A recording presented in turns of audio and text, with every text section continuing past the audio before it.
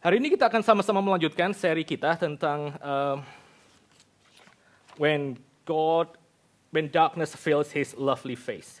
Today we're going to continue our series, When Darkness Veils His Lovely Face. Jadi selama 6 minggu yang terakhir kita sudah merenungkan beberapa faktor di mana orang Kristen itu bisa mengalami satu masa kekeringan secara rohani.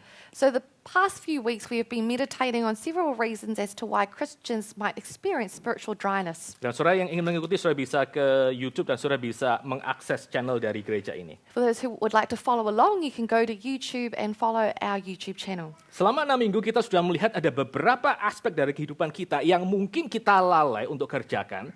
Dan itu berpengaruh kepada persepsi kita tentang penyertaan Tuhan atas hidup ini. Over the past few weeks we have meditated on several factors in our lives that we might not have been doing that led to spiritual dryness. Tapi hari ini saya ingin kita memikirkan satu aspek lagi yang lain yang kita mungkin agak ignore bagian ini. But today I would like to meditate on another topic that perhaps we have ignored a bit. Yaitu tentang satu aspek yang disebut sebagai the holy pruning. That is the aspect of the holy pruning. Bahwa Tuhan itu kadang-kadang dia bisa sengaja menarik hadiratnya untuk membuat kita jauh lebih bertumbuh. That God sometimes withdraws His presence on purpose so that we can know Him more. Mari kita sama-sama membuka kitab suci kita dari Ibrani pasal yang ke-12 ayat yang ke-6. Let us turn our scriptures to Hebrews chapter 12 verse 6. Lalu kita akan memikirkan pengalaman dari spiritual desertion dalam terang ayat ini. And we will think about the topic of spiritual desertion from these verses. Saya bacakan satu ayat ini untuk saudara sekalian. I'll read this one verse for you. For the Lord disciplines the one He loves and chastises every son whom He receives. Sekali lagi. For the Lord disciplines the one He loves and chastises every son whom He receives. Mari kita sama-sama tunduk kepala, kita masuk dalam doa. Let us bow our heads and pray. Our Father in heaven, we are so grateful that today we could read one verse of your truth, Lord. And we pray that as we want to self-examine ourselves in light of your truth, in light of your presence, we pray that you would bless us, Lord. We pray that your Spirit will stir us, the spirit of repentance in our hearts, and you would put your precious truth, your precious word deep within our soul.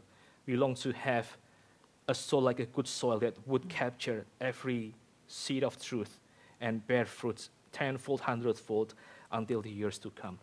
Lord, we especially pray for those who are now heavy laden, whose souls are now so weary. We pray that you would comfort them and you would strengthen them and you would lift up their face so that they might see your beautiful countenance one more time in their life and it would strengthen their walk with you. Thank you, Lord. In the name of our Lord Jesus Christ, we pray. Amen. Amen. Saudara, pada waktu kita memikirkan sekali lagi mengenai itu pengalaman kita merasa jauh dari Tuhan, Our experience of feeling distant from God, maka kita harus mengerti pengalaman-pengalaman seperti ini di dalam satu paradoks bahwa hanya orang-orang yang pernah mengalami kedekatan dengan Tuhan, dia yang bisa mengalami apa itu artinya jauh dari Tuhan. means that we have to understand the paradox that it is only people who have experienced nearness to God who can understand this experience of feeling far from God. Saya percaya di dalam kehidupan orang Kristen, maka akan ada momen-momen di mana orang Kristen itu mengalami yang namanya mountaintop experience, pengalaman ada di puncak gunung bersama dengan Tuhan. I believe that in the Christian life that there are experiences, mountaintop experiences that every person has with God. Di mana orang Kristen itu bisa mengalami satu perasaan rest di hadapan Tuhan, di dalam satu ketakjuban akan kemuliaan Tuhan. Where this Christian can feel at rest with God and amazed by God.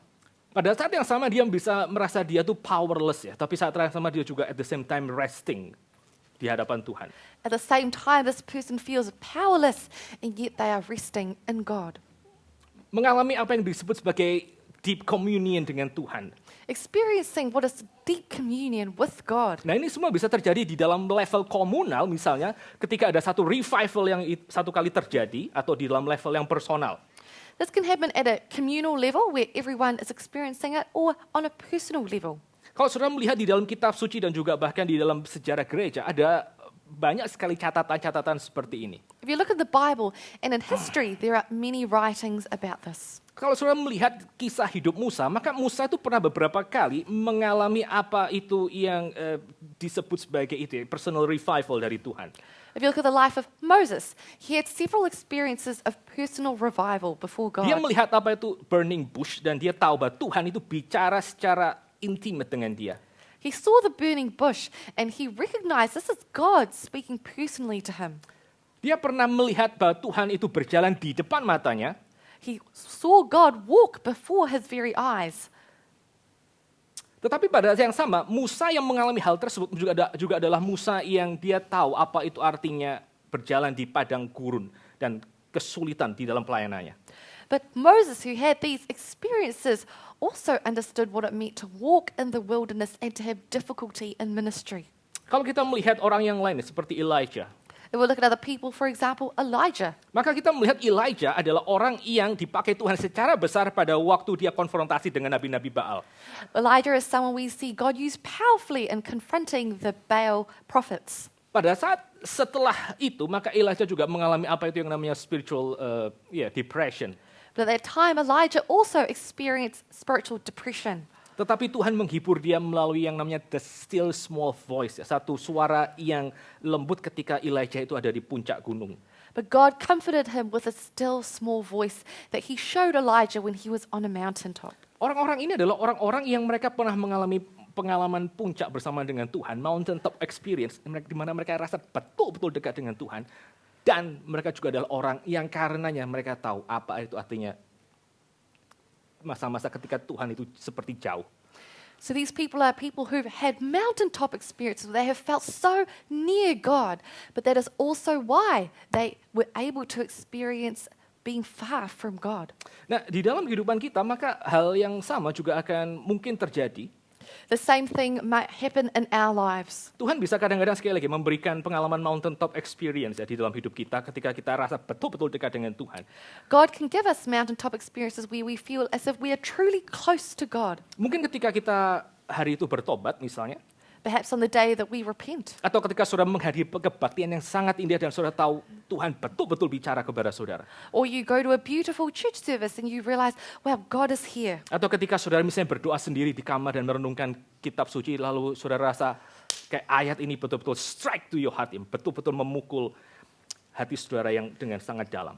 Or perhaps you are praying and reading the Bible and you find a verse that really strikes you deep in your heart. Atau ketika saudara misalnya, I don't know, pergi ke satu puncak gunung lalu saudara melihat alam yang demikian indah dan saudara tahu Tuhan itu hadir di situ. Or perhaps you see beautiful nature and you see that God is present here. Tapi satu hal saudara, seperti yang kita lihat di dalam pengalaman orang-orang di kitab suci, kita menemukan bahwa pengalaman mountaintop experience itu bukan satu hal yang akan terjadi terus-menerus dalam kehidupan orang Kristen.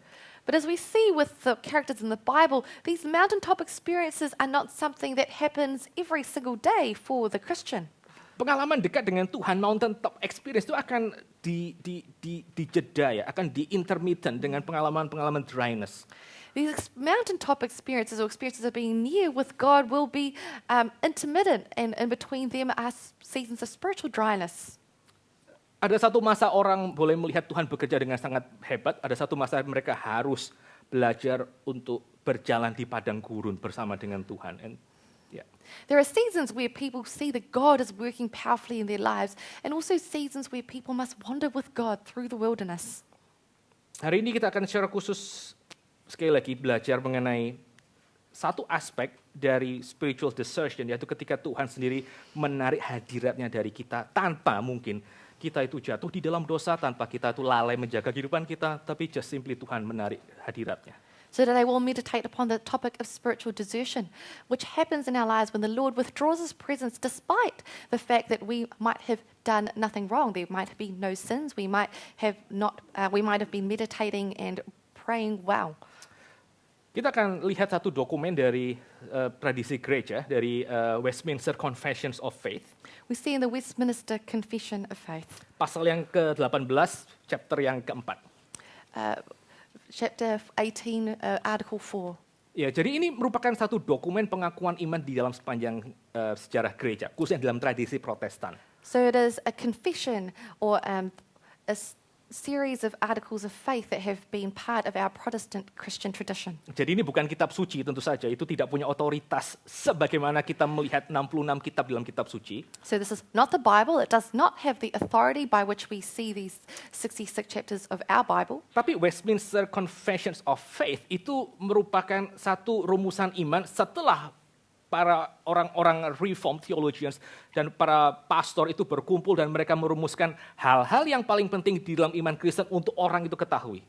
But the Westminster Confession of Faith is a series of articles which summarizes the thoughts of many theologians and church fathers as they came together and meditated on what are the most important things about faith that every Christian should know. Ada pengertian-pengertian doktrinal, tapi juga termasuk di dalamnya ada satu pengertian tentang Christian life. There are doctrinal understandings, but within them is contained an understanding also of the Christian life. Nah, untuk yang penting kita ketahui hari ini, kita harus lihat apa yang dikatakan oleh dokumen ini, misalnya di dalam chapter 18, artikel yang keempat. What we ought to know today is from chapter 18, article 4. Dan ini merupakan pergumulan dari para pastor reform, ya, orang-orang Puritan hari itu di Inggris. And these are the struggles of the Reformed pastors that time, these Puritan pastors. Di mana mereka bergumul harus memberikan pelayanan pastoral kepada jemaat-jemaat mereka ketika jemaat mereka itu mengalami hidup mereka jauh dari Tuhan.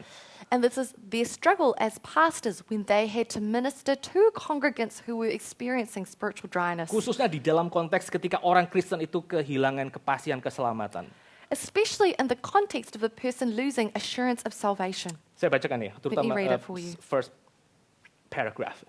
True believers may have the assurance of their salvation's diverse ways shaken, diminished, and intermitted, as by negligence in preserving of it, by falling into some special sin which wounds the conscience and grieves the spirit, by some sudden or vehement temptations. Lalu, important sentence, by God's withdrawing the light of his countenance and suffering even such as fear him to walk in darkness and to have no light. Jadi di dalam bagian ini dikatakan bahwa orang-orang Kristen yang betul-betul mereka itu sudah bertobat, mereka bisa mengalami satu periode di mana keyakinan keselamatan mereka itu tergoncang. Mereka tetap diselamatkan, tapi keyakinan bahwa mereka milik Tuhan itu tergoncang. So this paragraph says that there are believers who are truly saved, who might experience times when they have doubt over their salvation, even though their salvation is actually secure. Ada beberapa hal yang dikatakan di dalam paragraf pertama, penyebab kenapa orang bisa kehilangan keyakinan keselamatan.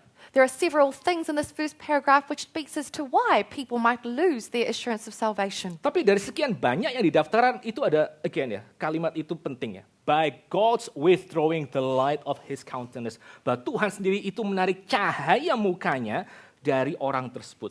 But amongst these many different things, there is an important phrase, by God's withdrawing the light of his countenance. Nah, ini tidak berarti bahwa Tuhan itu berhenti mengasihi orang yang dia sudah miliki. This does not mean that God has stopped loving the person who belongs to him. Cinta Tuhan kepada orang yang dia sudah miliki itu tetap selama-lamanya karena darah anaknya itu sudah selamanya diberikan atas orang tersebut. The love of God for this person who belongs to him lasts forever because the blood of his son has been given on behalf of that person. Jadi cinta Tuhan itu tetap, tetapi bagaimana Tuhan mengekspresikan kasihnya itu yang kemudian bisa ada semacam dinamika. The love of God remains, but perhaps the way in which he expresses his love might change in its dynamic. Dan kita akan hari ini belajar beberapa poin, 3-4 poin kenapa di dalam hidup orang Kristen, meskipun kita sudah menjaga hidup kita baik-baik, atau kita sudah rasa kita berjalan taat kepada Tuhan, ada momen-momen tahu-tahu ketika kita rasa Tuhan itu jauh. This day we're going to think about 3 or 4 points in which why we might feel far from God even though we have been living holy lives, obedient lives, and we feel we've done nothing wrong. Bahwa Tuhan, tahu-tahu yang namanya membaca kitab suci itu tidak lagi berbicara kepada kita, bahwa yang namanya berdoa itu terasa sangat dingin.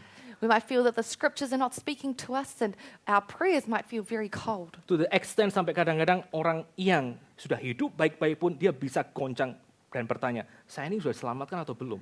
To the extent that someone who might be living well before God might question whether or not they're saved. Hal pertama ya saudara, kenapa kadang-kadang orang yang terus berjalan dengan Tuhan dengan setia bisa mengalami masa-masa ini, spiritual desertion, seperti kata orang Puritan. The first reason as to why someone who's been walking well with God might experience spiritual desertion.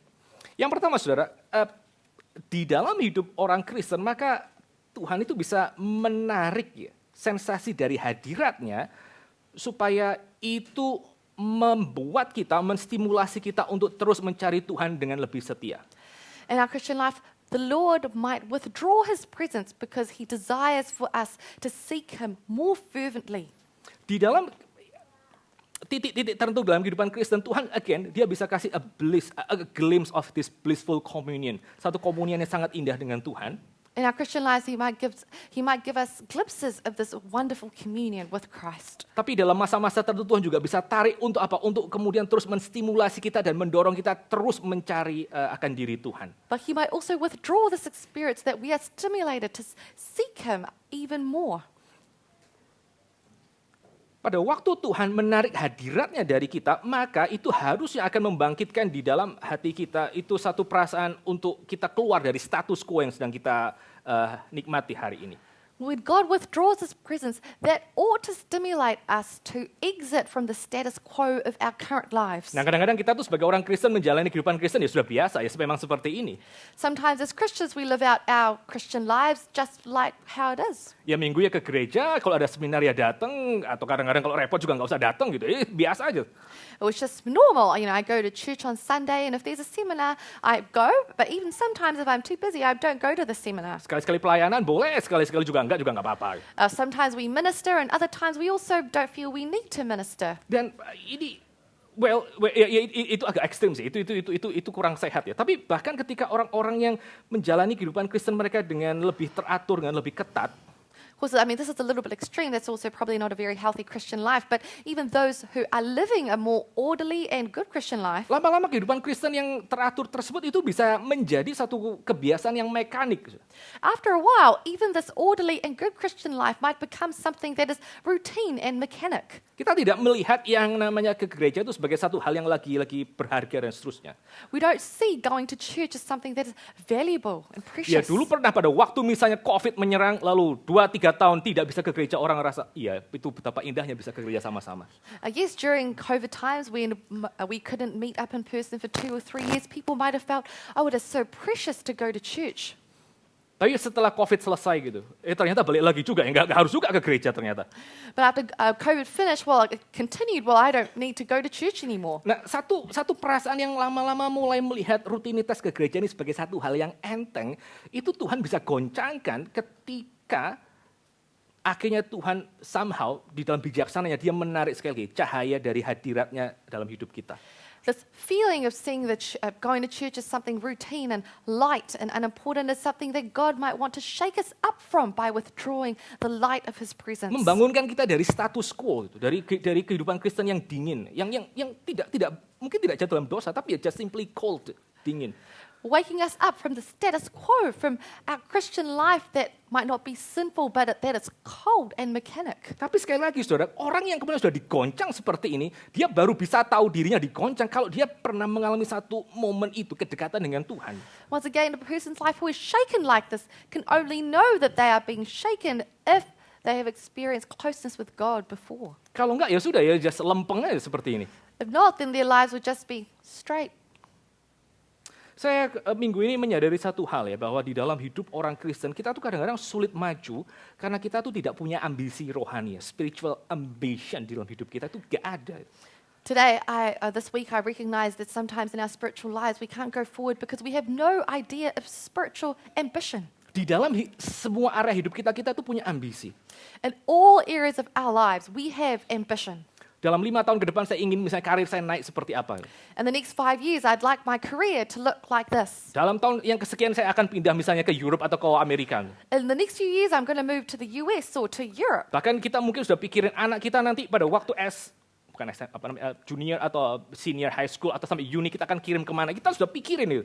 Maybe you've already thought about my child when they're in college or when they're in university. I want to send them to this or that school. Dan itu yang memang secara manusia membuat orang itu terus driven dan maju. And humanly speaking, that is what causes people to continue moving forward. Kita punya that kind of ambition dalam semua area hidup yang lain. Tetapi pertanyaannya, apakah kita sebagai orang Kristen, kita juga punya spiritual ambition di dalam pertumbuhan rohani kita? We have ambition in all sorts of areas of our lives, but the question is, do we have spiritual ambition? Atau kita ya just again ya status quo seperti itu. Or are we just content with the status quo? Yang sekali lagi di dalam status quo tersebut ya, Tuhan kadang bisa menarik sensasi hadiratnya untuk membuat saudara itu mengalami ini satu spiritual turbulence untuk menggugah saudara, untuk saudara kembali berlari dan mencari Tuhan dengan lebih fervent. And once again, in the status quo, God might withdraw his presence to create some spiritual turbulence that drives you in order to leave the status quo and seek him more fervently. Karena orang yang sudah ada di dalam status quo, orang Kristen yang sudah terus enteng dengan kehidupan kekristenannya, dia bisa punya satu asumsi bahwa sebetulnya dia itu sudah orang yang diselamatkan tanpa dia menguji pengakuan iman tersebut. Because people who are living in the status quo day by day, they might be Christians who never weigh their own salvation and see whether or not they are truly saved.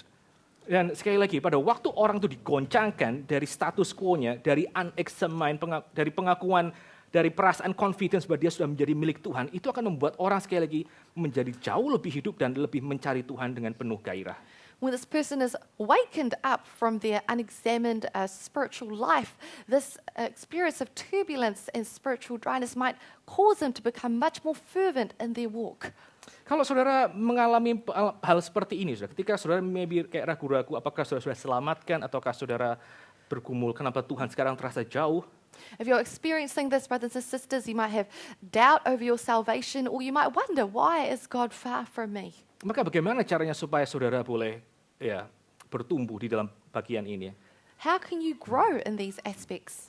Mau tidak mau ya saudara harus belajar untuk menjalani that healthy and normal Christian life dan minta Tuhan itu bekerja dengan jauh lebih kuat di dalam hati saudara.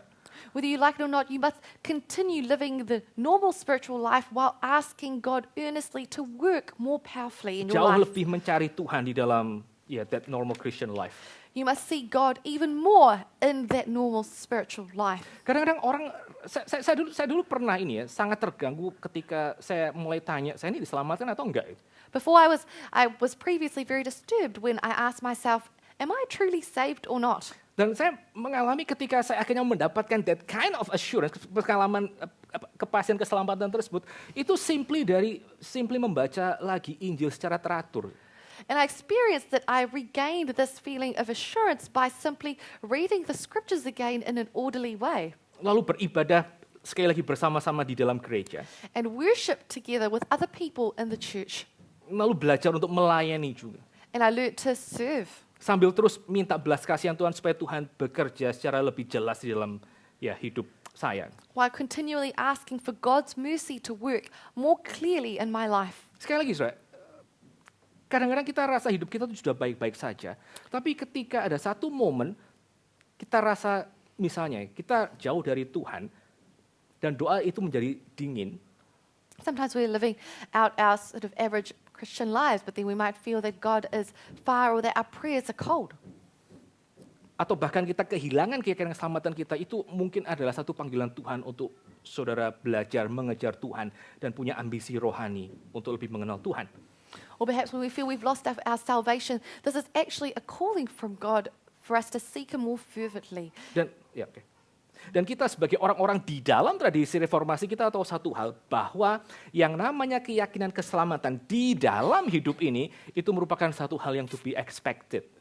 As people in the Reformed tradition, we know that the experience of having assurance of salvation is a normal thing in a Christian life. Saya mau ajak kita untuk lihat satu ayat dari Lukas pasal yang ke-10 ayat yang ke-20. I would like to lead us look at a verse in Luke chapter 10 verse 30. Lukas pasal yang ke-10 ayat yang ke-20. Luke chapter 10 verse 20. Kita akan lihat ayat ini. Ini yang dikatakan oleh Tuhan Yesus ketika 70 orang muridnya datang dan mereka memberikan a good report tentang pelayanan mereka yang berhasil. This is what Jesus says to his 70 disciples who returned and gave him a good report about their ministry. Ini yang dikatakan oleh Tuhan ya. Nevertheless, Do not rejoice in this, that the spirits are subject to you, but rejoice that your names are written in heaven. Jangan bersukacita karena roh-roh itu takluk pada pelayananmu, tapi bersukacitalah karena namamu, karena kamu tahu namamu itu tercatat di sorga. Dan itu menunjukkan apa? Menunjukkan bahwa di dalam hidup kita sebagai orang Kristen, kita itu bisa dan kita harusnya punya kepastian keselamatan tersebut untuk itu menjadi dasar sukacita kita. This shows us that in our Christian life that we ought to have this feeling of assurance of salvation, and that is the foundation of our joy. Jadi kalau saudara hari ini again ya mengalami kehilangan kepastian keselamatan, maka saudara datanglah kepada Tuhan dan mintalah, karena itu merupakan satu hal yang Tuhan sendiri itu katakan kepada para muridnya. Bersukacitalah.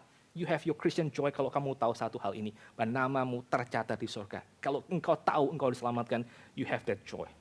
So if you have this feeling of doubt about your salvation today, I encourage you to pray before God fervently and ask for His grace, because we see in this verse that it is a part of the Christian life that we have joy through our assurance of salvation, that our name is written in heaven. Oke, itu poin yang pertama ya, untuk kita kadang-kadang mengalami perasaan Tuhan itu jauh, atau bahkan seperti kata yang dikatakan oleh Westminster Confession of Faith, kita mengalami hidup kita itu semakin kehilangan keyakinan keselamatan karena Tuhan menggoncangkan kita dari status quo kita. So our first point, sometimes we experience these seasons of spiritual dryness or even doubt of our salvation, as in the Westminster Confession of Faith, because it is God who withdraws His presence in order to encourage us to seek after Him more fervently. Lalu hal yang kedua, saudara, yang kita bisa pelajari di dalam kitab suci maupun juga di dalam sejarah gereja, The second thing we can learn in the history of the church and also in our own lives, itu pengalaman-pengalaman spiritual desertion atau pengalaman kita rasa Tuhan itu jauh, itu seringkali digunakan dan diberikan Tuhan untuk membuat kita menjadi orang yang semakin realistik. the experience of spiritual desertion is sometimes given to us by God to help us be more realistic, Untuk membuat kita jauh lebih matang berjalan bersama dengan Tuhan. to make us much more spiritually mature in our walk with God. Pada waktu orang-orang Israel itu berjalan bersama dengan Tuhan di padang gurun, When the Israelites walked with God in the wilderness, mereka tidak selalu mengalami pertolongan Tuhan yang luar biasa besar. they did not always experience God's help in amazing ways. Kadang-kadang Tuhan biarkan mereka begitu saja. Sometimes God allowed them to walk just like that. Dan mereka bertahan hidup dengan anugerah yang let's say apa adanya. And they carried on their lives with grace just as it is. Mereka tidak senantiasa melihat mujizat Tuhan hari demi hari yang luar biasa besar. They did not always see amazing miracles every day. Dan itu digunakan Tuhan untuk apa? Untuk membuat mereka mengerti sebetulnya isi hati mereka itu seperti apa di hadapan Tuhan. And God used that in order to reveal to the Israelites the contents of their heart. Saya ajak kita lihat satu bagian lagi dari kitab suci ya, dari Ulangan pasal yang ke-8. I'll invite us to look at Deuteronomy chapter 8. Deuteronomy chapter 8, second verse until the 5th verse. Ini dikatakan oleh Musa kepada orang-orang Israel ketika mereka akan lagi masuk ke dalam tanah perjanjian. This was said by Moses to the people as they were going to enter into the promised land. And you shall remember the whole way that the Lord your God has led you these 40 years in the wilderness, that he might humble you, testing you to know what was in your heart, whether you would keep his commandments or not. And he humbled you and let you hunger, and fed you with manna, which you did not know, nor did your fathers know, that he might make you know that man does not live by bread alone, but man lives by every word that comes from the mouth of the Lord. Your clothing did not wear out on you, and your foot did not swell these 40 years. Know then in your heart that as man disciplined his son, the Lord your God disciplines you. So di dalam ayat-ayat seperti ini, maka Tuhan mengatakan, Tuhan itu membiarkan orang Israel berjalan 40 hari di padang gurun untuk membuat orang Israel tahu isi hati mereka. In verses like this, we see that God says that He allowed the Israelites to wander through the wilderness for 40 years so that they might know the contents of their heart. Dan mereka betul tahu isi hati mereka, bukan ketika mereka melihat 10 tulah diturunkan atas Mesir, And they knew their heart not when they saw the 10 plagues going on in Egypt, Tapi ketika mereka harus mengalami yang namanya lapar, mengalami kebosanan, menerima makanan yang sama selama 40 tahun, itu mereka tahu isi hati mereka. but it is when they experienced hunger and they had to receive the same food every day for 40 years, that is when they knew what their hearts were Yaitu like. bahwa mereka sebetulnya tidak mengasihi Tuhan seperti yang mereka pikir mereka sedang kerjakan. That they did not truly love God like they thought they did. Dan pada waktu orang itu sadar ya, bahwa dirinya sebenarnya tidak mengasihi Tuhan karena dia sangat-sangat, let's say, sangat-sangat kesulitan dan sangat-sangat menggerutu ketika hadirat Tuhan itu jauh, maka orang itu baru sadar betapa dia perlu anugerah Tuhan untuk dia boleh taat kepada Tuhan.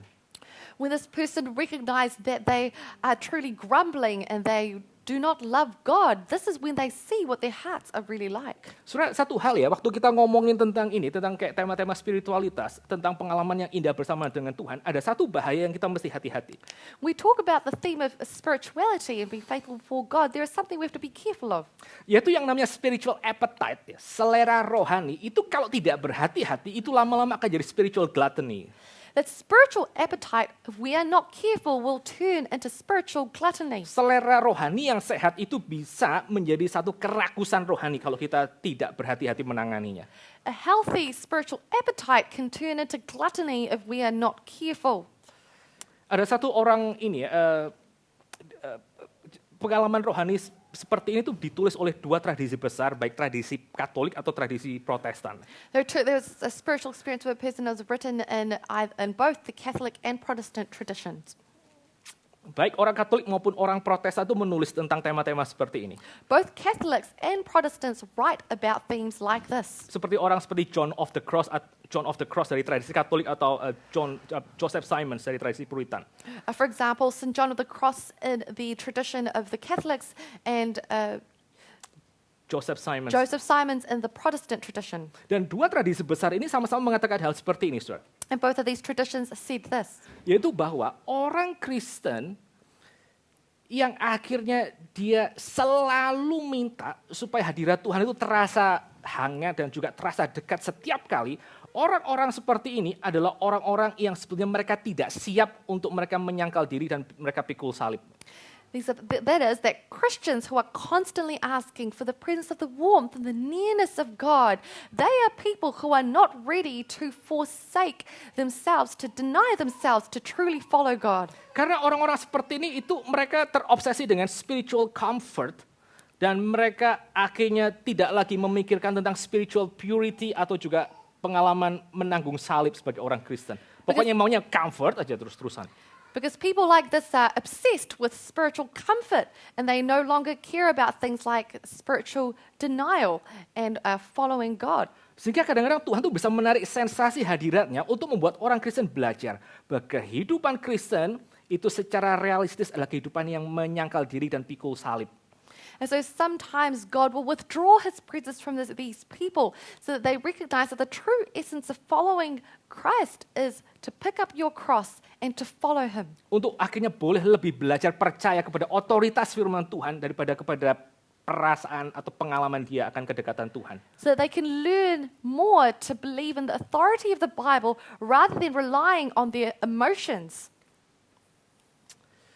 Saya waktu kuliah psikologi, saya belajar satu topik itu tentang yang namanya permanence of object. When I was studying psychology, I went across this term called the permanence of object.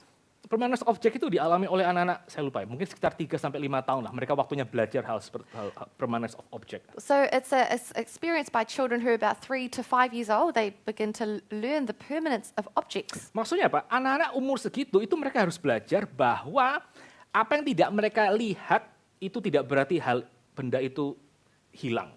So what does this mean? It means that children need to learn that just because they can't see an object doesn't mean that it doesn't exist. Saudara tinggal anak saudara di sekolah minggu, You leave your children in Sunday school, lalu saudara pergi ke tempat ini. and you come into this place. Kalau anak saudara pada waktu saudara tinggal itu menangis karena dia tidak bisa melihat saudara, berarti dia masih belum mengerti itu. Yang namanya permanence of object. If your child cries because they can't see you, it means that they haven't learned about this concept, the permanence of objects. Bahwa kalau dia tidak bisa lihat mamanya, tidak berarti mamanya itu hilang. That just because they can't see their mum, it doesn't mean that mum has disappeared. Dia mesti akhirnya belajar bahwa meskipun dia akhirnya pergi ke ruangan lain dan dia tidak lihat mamanya somehow itu present di dalam building ini. They need to learn that even though they're in a different room from their mother, that their mum still exists somewhere else in this building. Itu merupakan satu pertumbuhan saudara, di dalam psikologi anak. This is growth in the psychology of the child. Bahwa dia akhirnya belajar untuk percaya bahwa mamanya tetap hadir sekalipun dia tidak bisa lihat dengan matanya atau tidak bisa dengar dengan telinganya. They learn that their mum exists even though they can't see her or hear her with their ears. Dan kita tahu pada waktu seorang anak sudah bertumbuh ke arah itu adalah satu pertumbuhan yang sehat itu. Itu bukan lagi childish. And we know that when a child learns that they are growing in a healthy direction, that they are becoming less childish. Sekali lagi ya, Tuhan kadang-kadang dia bisa menarik hadiratnya daripada kita untuk membuat kita lebih mature dan juga lebih realistik terhadap diri kita dan juga terhadap ekspektasi kita akan penyertaan Tuhan.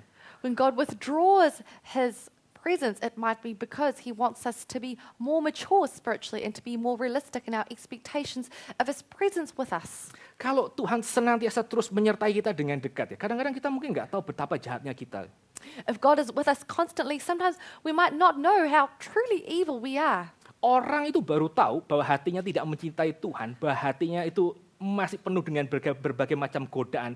Itu kadang-kadang mereka lihat justru ketika mereka rasa Tuhan itu jauh dan mereka akhirnya dengan sangat mudah jatuh dalam berbagai macam temptation.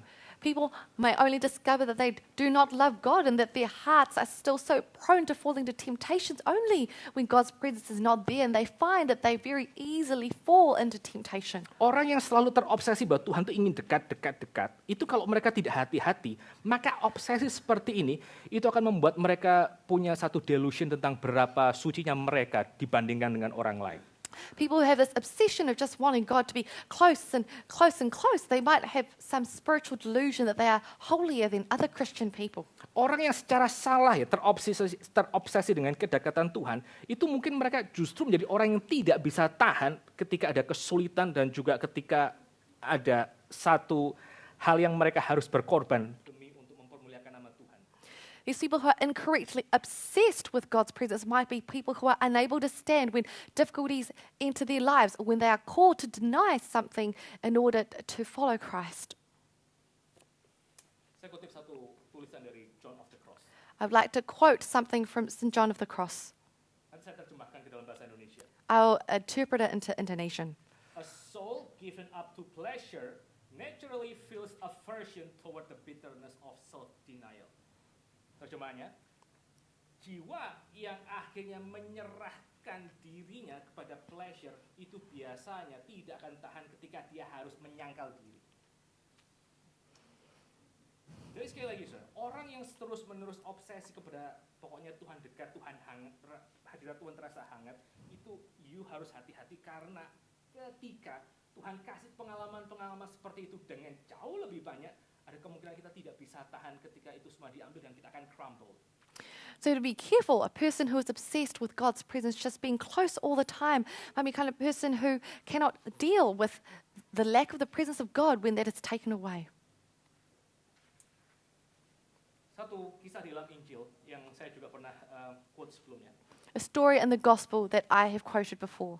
Pada waktu para murid 3 orang itu diajak oleh Tuhan Yesus naik ke atas puncak gunung. When the 3 disciples were invited by Jesus to ascend the Mount of Transfiguration. Di atas puncak gunung mereka melihat bagaimana Tuhan itu berubah rupa, transfigurasi. On the peak of the mountain they saw how Christ was transfigured. Pada waktu Petrus melihat Tuhan itu hadir di dalam transfigurasinya bersama dengan Musa dan Elia, Petrus bilang, Tuhan, aku akan buat 3 tent di atas gunung ini supaya kita bisa terus ada di sini. When Peter saw that Jesus was transfigured there with Moses and Elijah, he said, Lord, I will build 3 tents, one for each of you. Dan pada waktu selesai Petrus mengatakan kalimat tersebut, maka yang terjadi adalah seluruh kemuliaan Tuhan itu akhirnya berhenti dan Musa dan Elia itu tidak ada lagi. But at the end of this incident, everything stopped and Moses and Elijah disappeared. Yang mereka dapatkan adalah kembali Tuhan Yesus di dalam jubahnya, sebagaimana jubah seorang tukang kayu. And what they got was Jesus just in his average carpenter's robes. Dan mereka harus belajar puas untuk bagian itu.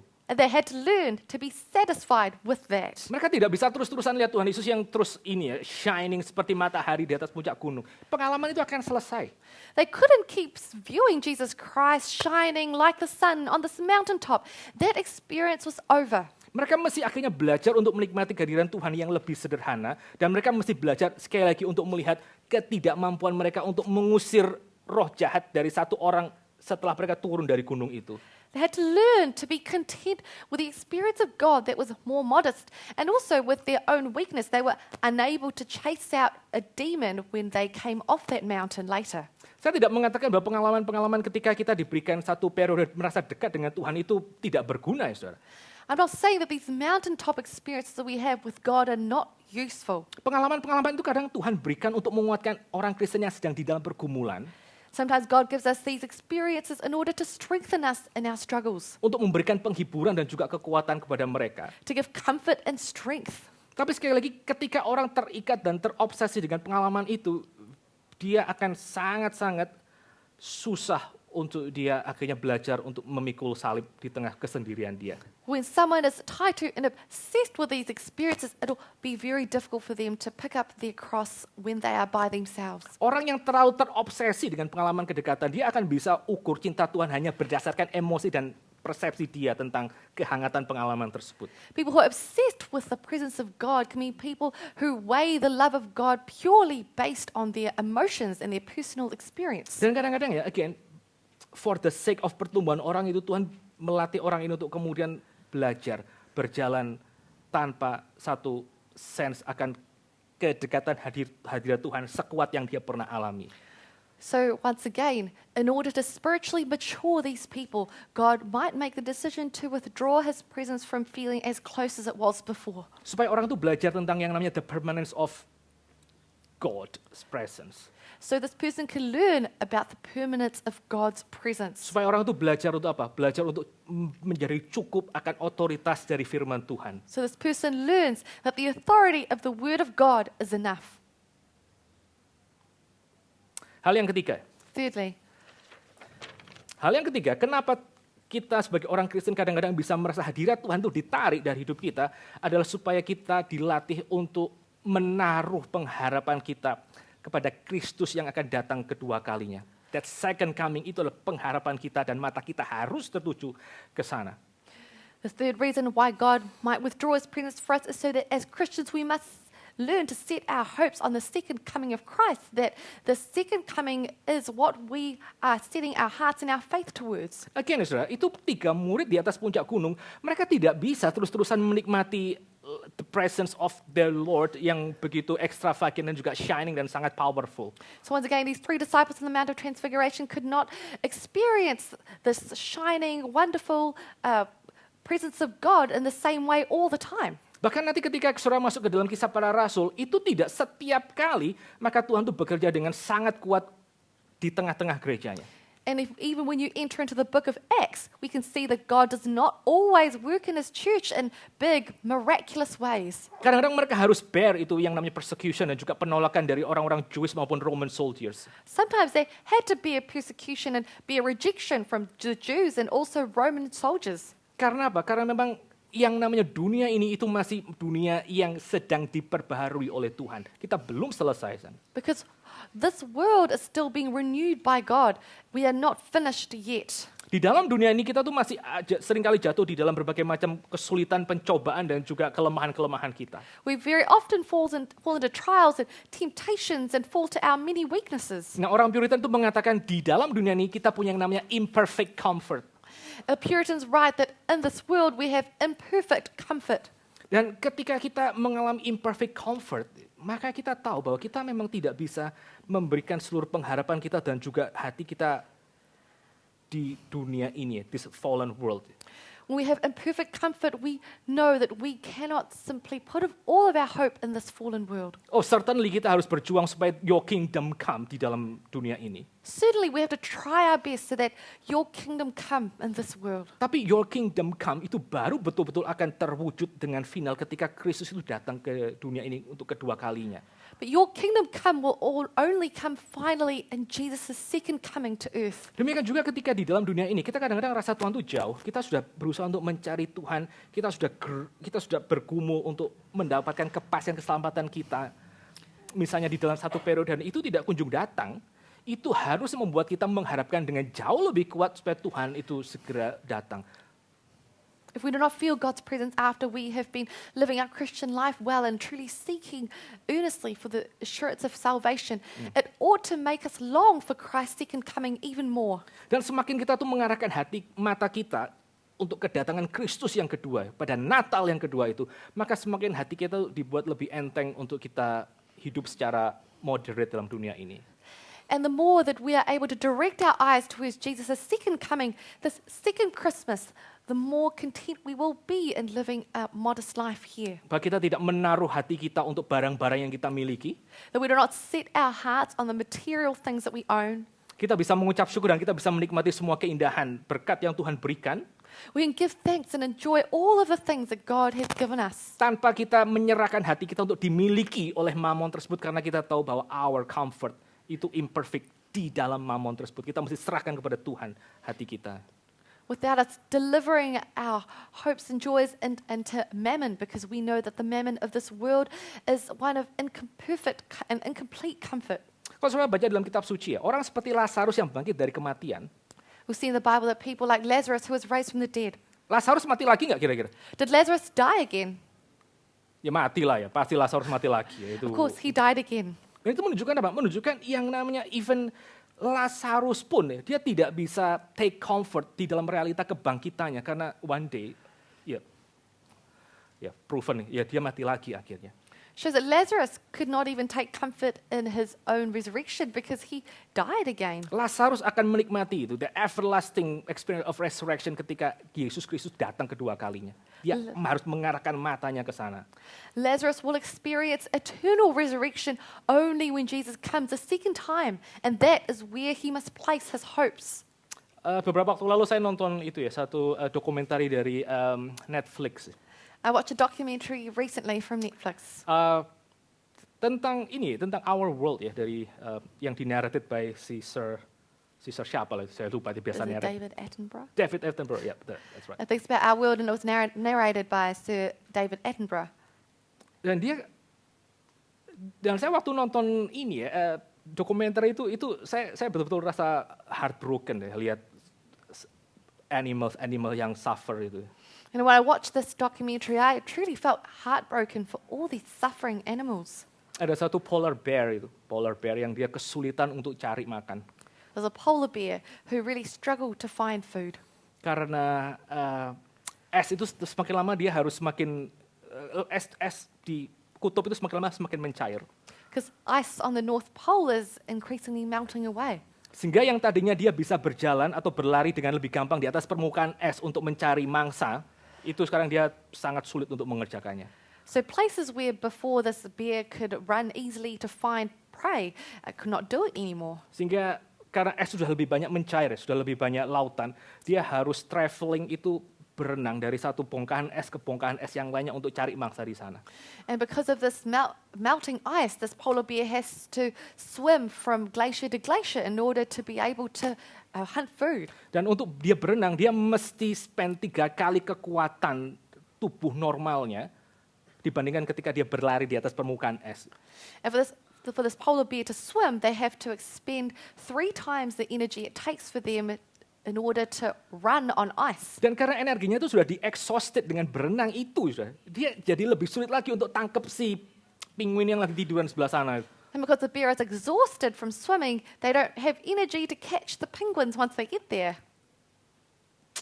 Saya nonton, saya heartbroken. Kita ini gimana? The whole ice is melting gitu. Kita nggak bisa refresh mereka semua lagi gitu kan. I felt so heartbroken watching this documentary.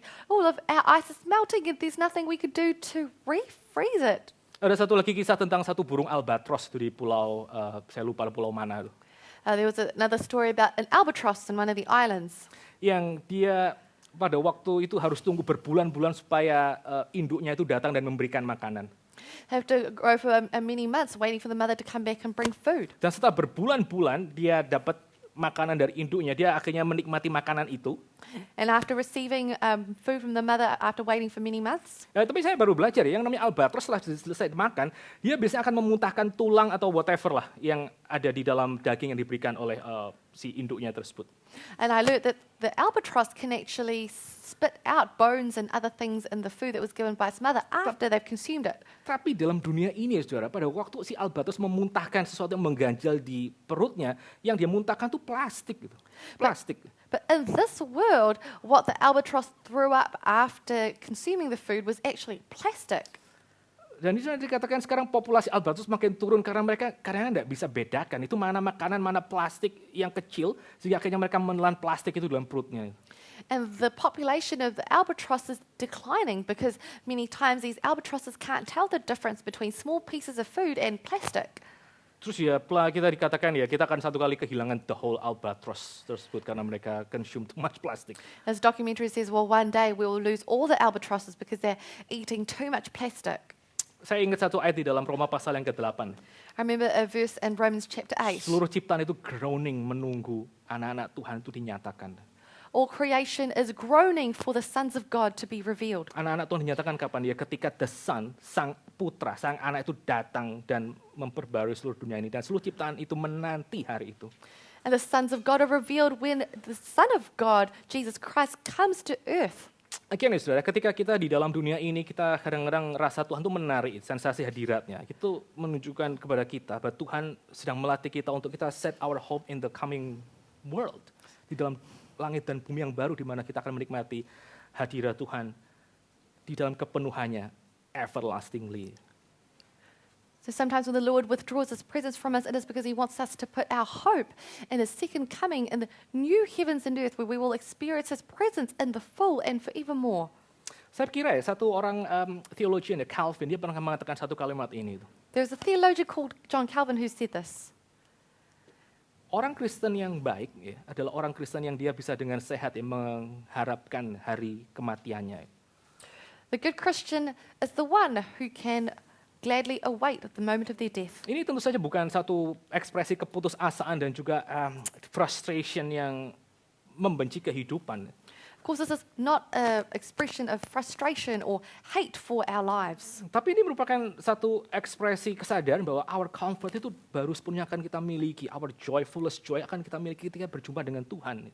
But this is the expression that the greatest of our joys and the greatest of our comforts will only come when we meet face to face with Christ. Timothy Keller di dalam jam-jam terakhir hidupnya dia mengatakan kalimat seperti ini. Tim Keller, in the final moments of his life, said this. Ya, dia mengucap syukur dengan begitu banyak pelayanan yang Tuhan berikan. Dia mengucap syukur untuk begitu banyak orang yang datang mendoakan dia. He's so grateful for the many people who have prayed for his ministry and have been praying for him. Tapi kalimat berikutnya dia mengatakan bahwa like I'm ready to see Jesus. I want to see Jesus. Just send me home.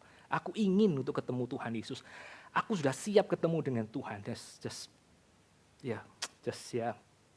jemputlah aku, pulangkan aku ke Tuhan.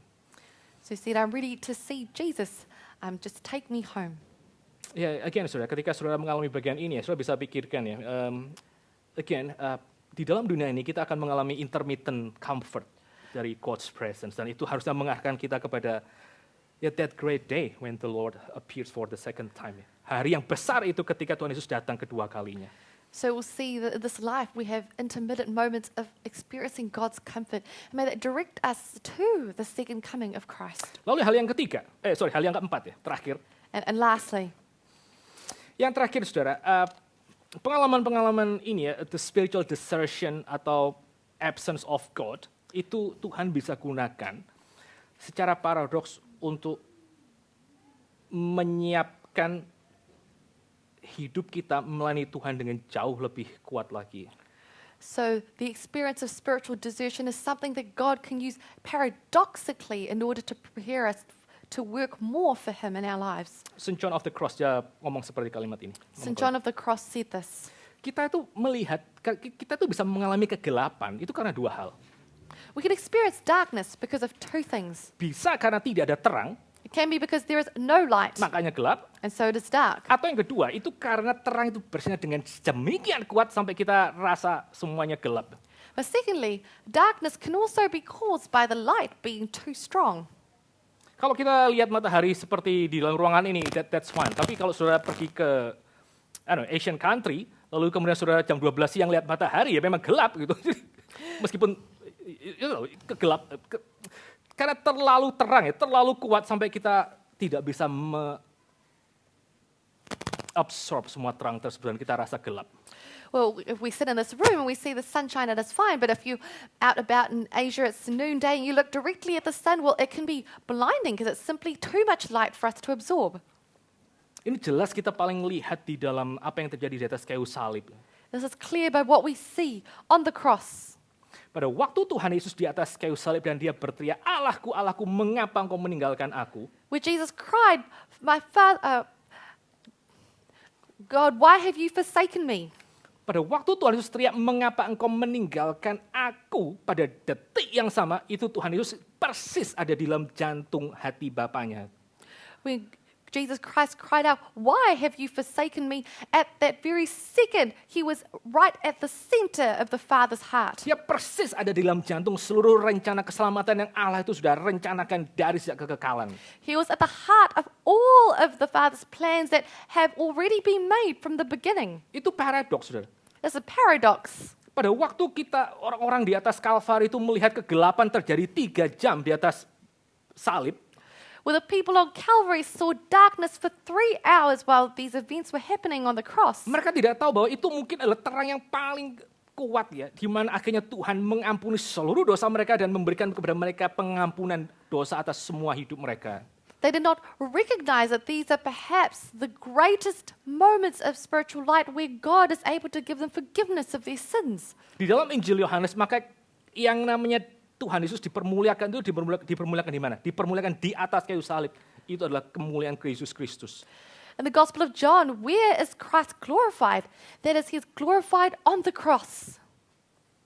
Hal yang keempat ya saudara, pada waktu Tuhan itu menarik hadiratnya dan kita mengalami kegelapan, kita rasa kita mengalami kegelapan, mungkin Tuhan sedang bekerja dengan sangat kuat di dalam hidup kita untuk memurnikan kita.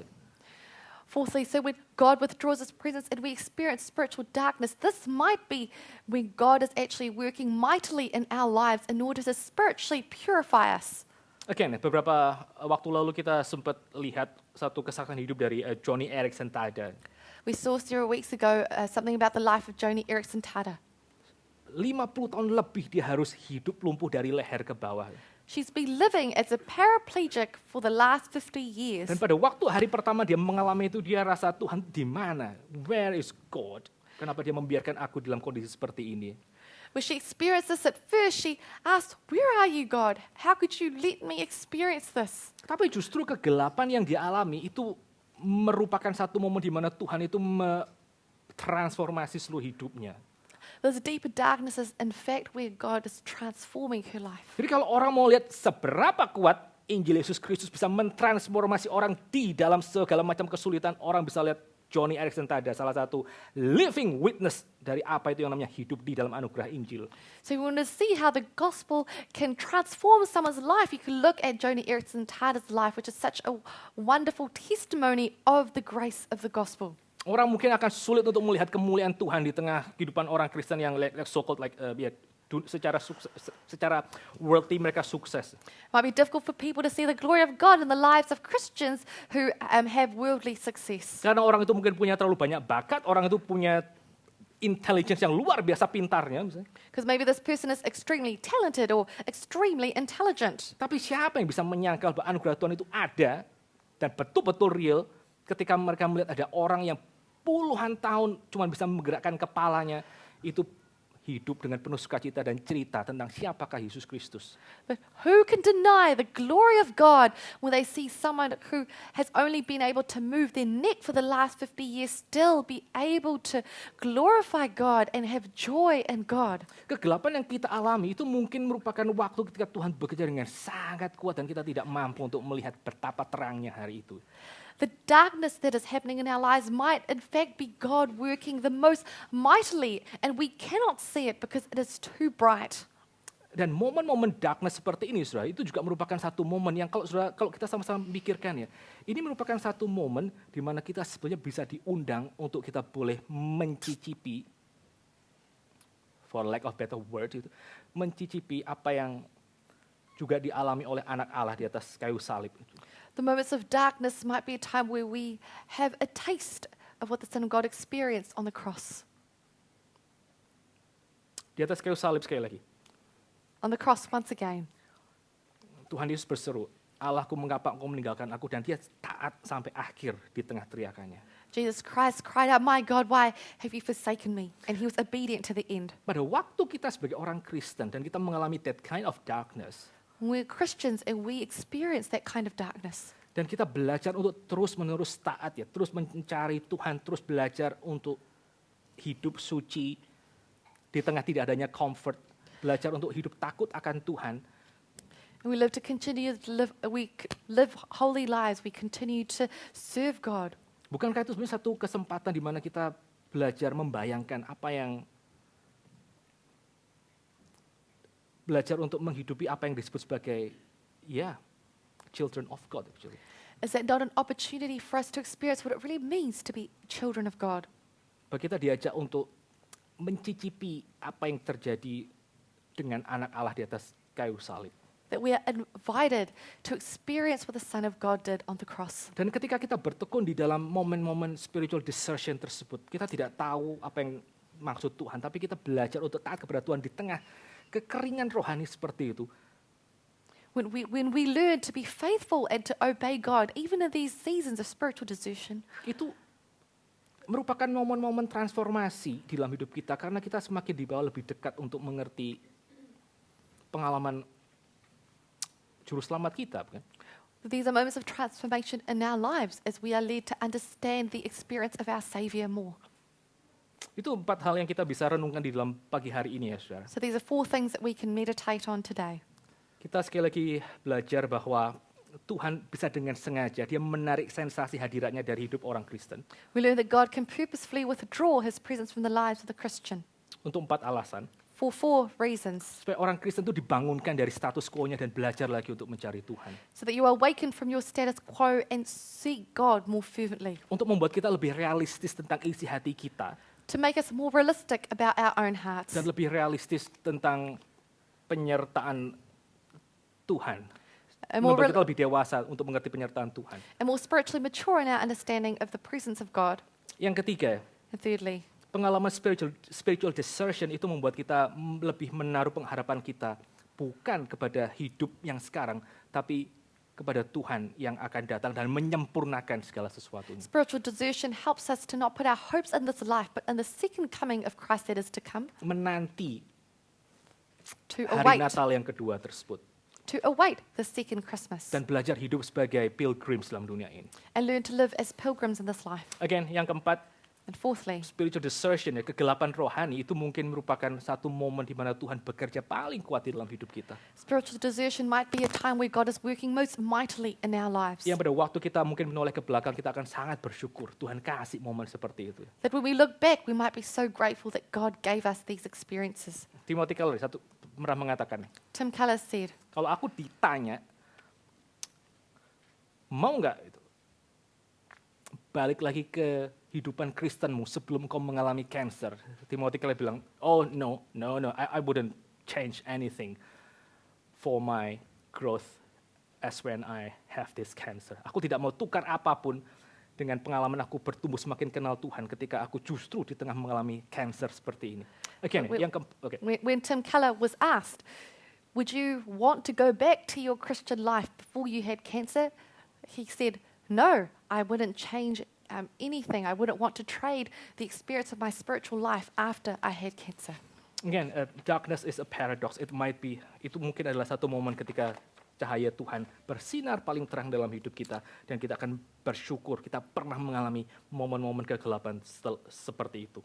Darkness might be a moment where Christ's light is shining most brightly in our lives, and we might look back and be grateful for those moments. Satu hal ya saudara, ketika saudara hari ini mungkin mengalami pengalaman kegelapan seperti ini, ketika saudara rasa saudara jauh daripada Tuhan, If you're experiencing these moments of spiritual darkness today, that you feel far from God, saudara harus yakin bahwa setiap jiwa yang Tuhan itu sudah miliki, dia tidak akan pernah buang dan dia tidak akan pernah tinggalkan. you must feel assured that every soul that has been saved by God will never be thrown aside by Him.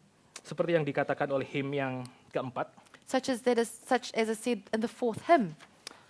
that soul, though all hell should endeavor to shake, I'll never, no never forsake. Mari kita menyanyi lagu yang keempat Let us sing our fourth hymn untuk menutup renungan kita hari ini dan juga menutup seluruh seri kita. in order to close our meditation today and also to finish our series. How firm a foundation. How firm a foundation saints of of the Lord is laid for your faith. It is excellent work. What more can He say than to you He has said? To you who for refuge to Jesus hath led. When through the deep waters I call thee to go, the rivers of sorrow shall not overflow. For I will be with thee, thy troubles to bless, and sanctify to thee thy deepest distress. When through fiery trials thy pathway shall lie, my grace all sufficient shall be thy supply. The flame shall not hurt thee, I only design thy cross to consume and thy goal to refine. The soul that on Jesus hath lived for repose, I will not desert to its foes.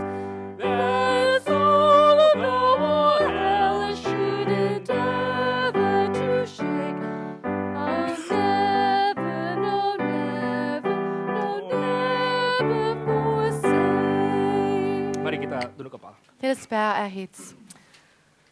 Our Father in heaven, we are so grateful that we know that we belong to you, Lord, because we have been given the grace to trust your Son, Lord.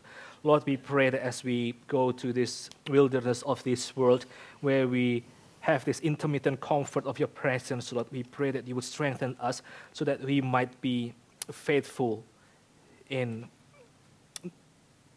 the valley, Lord. We might be faithful even though we might not see and we might not sense your close and warm presence in our life, Lord. Lord, we pray that, again, the comfort of the cross will be with us, that no matter what happened with our life, we will always belong to Jesus, Lord, and nothing can separate us from the love of God, which is shown in the cross of his Son. Thank you, Lord, for this comfort. In the name of Jesus Christ we pray. Amen.